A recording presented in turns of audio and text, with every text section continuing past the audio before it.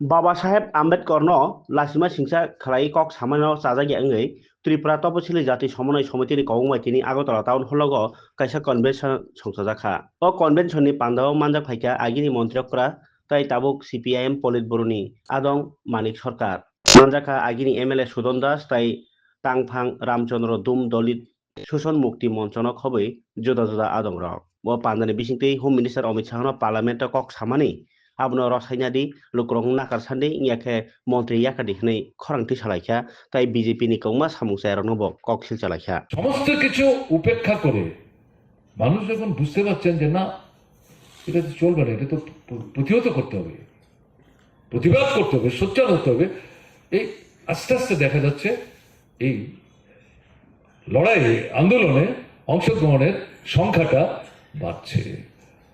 কাজে আপনা আপনি আবহাওয়ার মধ্যে পরিবর্তন আসছে এটা ভাবলে কিন্তু ঠিক হবে না।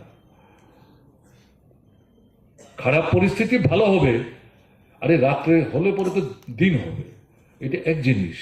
কিন্তু আমরা যারা রাজনীতির লড়াই অংশগ্রহণ করছি শ্রেণীগত দৃষ্টিভঙ্গি নিয়ে শোষকদের হাত থেকে শাসন ক্ষমতা ছিনিয়ে নিয়ে শোষিত মানুষদেরকে শাসন ক্ষমতায় অধিষ্ঠিত করে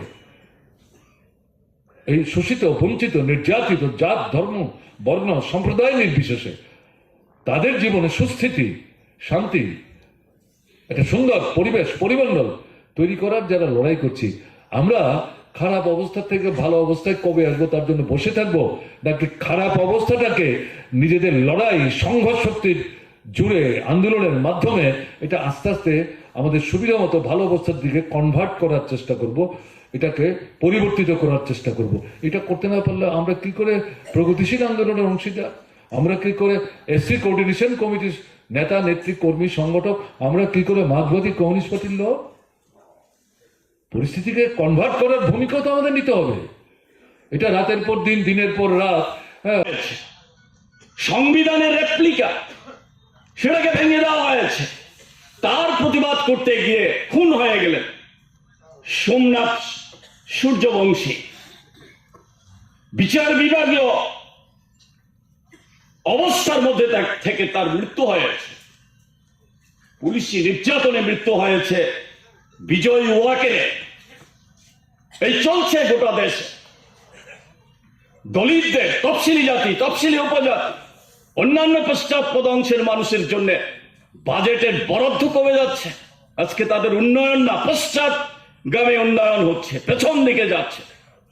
যেমন কৃষকের জন্য কৃষকের সার ওষুধের বরাদ্দ কমে যায়, খাদ্যের ভর্তুকি কমে যায়।